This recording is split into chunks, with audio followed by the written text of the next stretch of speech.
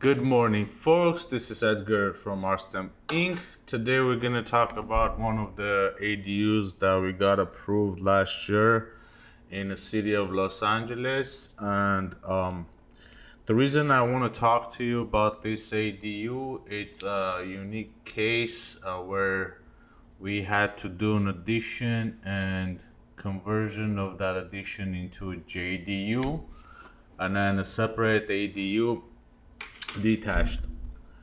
So let's get to it. So this is, let's go to the existing. So pretty much this what it was before, a single family house, pretty small one. And they had some illegal structure at the back too. And what we did is we turned it into this. And let's start with the area. So it's located in LA, Coringa. Let's go there.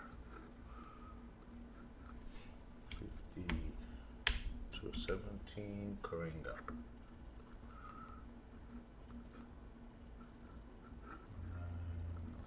Zimas.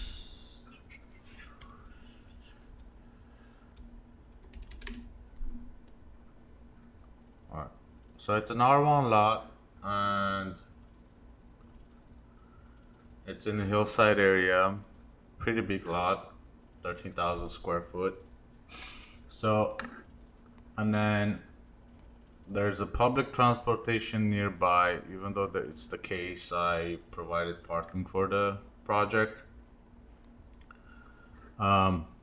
So, and then the original house was this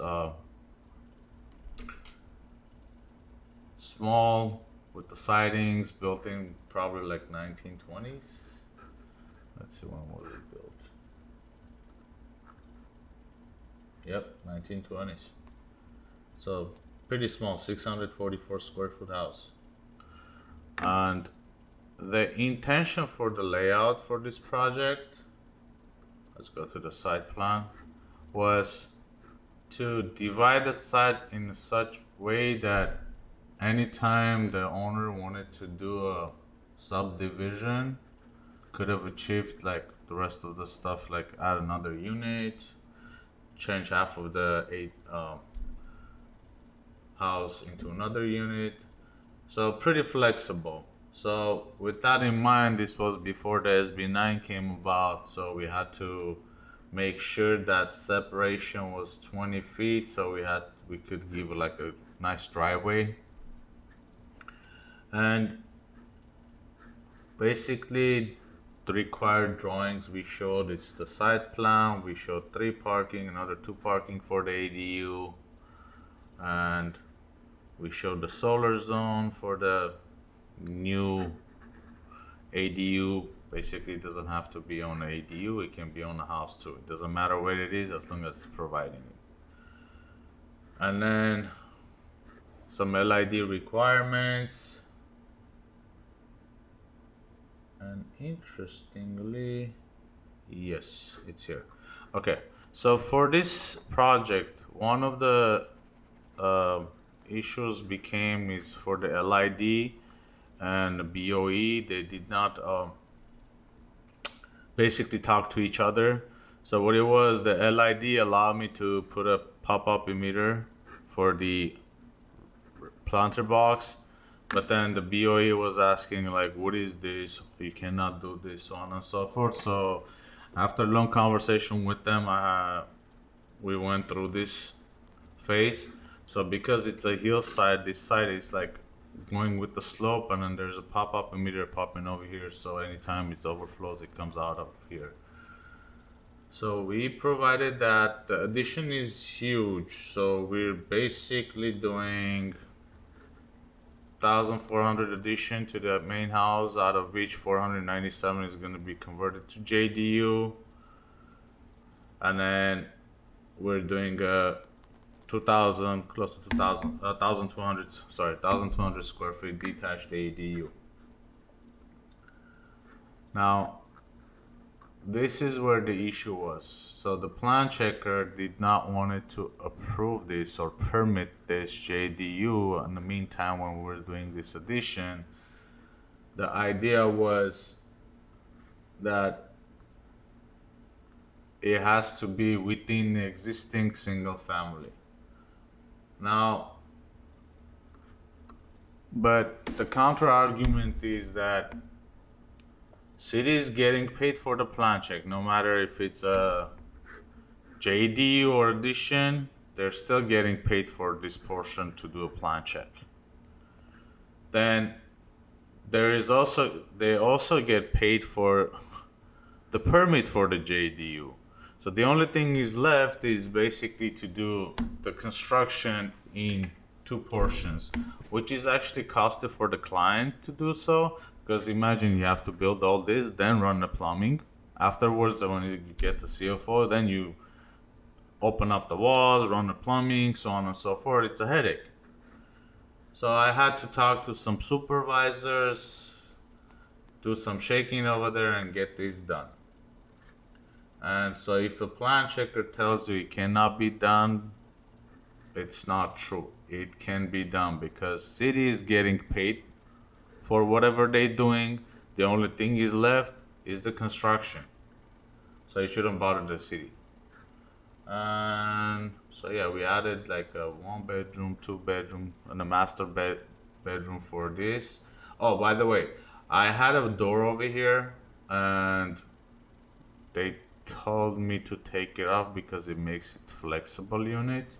Now, I understand if it was back then when they didn't allow to do ADU to have a like a complain about the flexible units, but nowadays since there are so many ordinances that you can add extra units, what makes it so flexible? The reason for this door was for you to get out of the parking lot and have an access to the kitchen directly, and it's that portion is very convenient for that because it's flat here. So in order to you're parking here, from parking you're gonna have to walk all the way over here and just get up and get into the house. So stupid.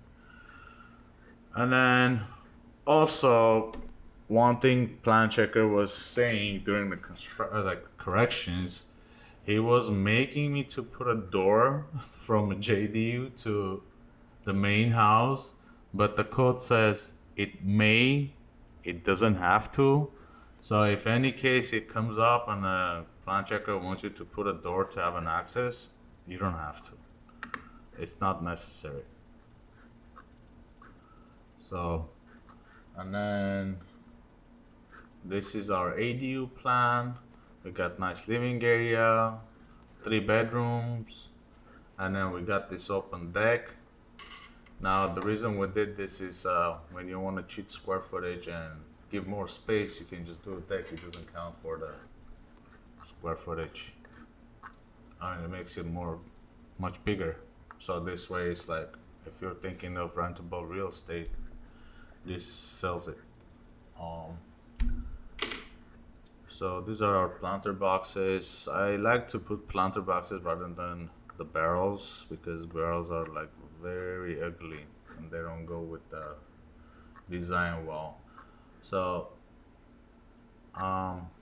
some of them might say I'm showing siding over here, why doesn't it like cover? But this is just modeling up to like the detail of modeling is to an extent where you deliver the project without having to do extra work, period. These are the existing elevations. Now the new elevations mention everything. Make sure you put the height of the LID components, the boxes, square footages, they require it. What else is there? Some necessary stuff, notes, more elevations. This is elevation for ADU, obviously calling detail out for the railing and the stairs because the plan checker is gonna ask for it. One thing I didn't do, I believe, well, I did. Well, you have to show the height of the egress windows. And these are the sections. The reason for many sections is necessary because I want to show detail instead of just having it for the requirement's sake. It makes it more clear for the contractor to understand what's going on. And some standard details. These are my old general notes, wacky. And the green notes. These are very important stuff to know how to fill this out. You don't have to fill out everything or reference everything, but you can reference it to this green area just in case if you don't know. And this is pretty much the outcome of this project. I believe I should have some renderings. Let me see. I should show it to you guys.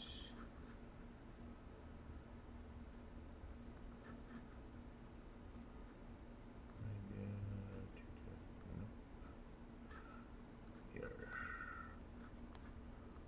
Residential Coringa. So some extra work between motion and turns out to be better. See? Planter boxes look nicer. Obviously there are not so many shrubs in the real life on that area, but it does the job. And I believe I have a video for this too.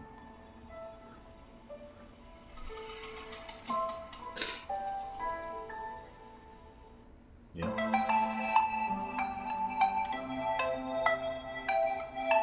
It's a little showcase I did for the client, so it looks better.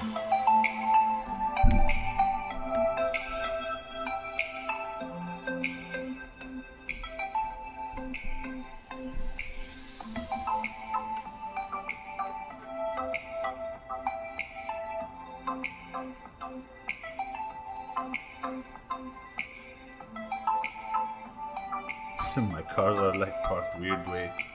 Oh my god.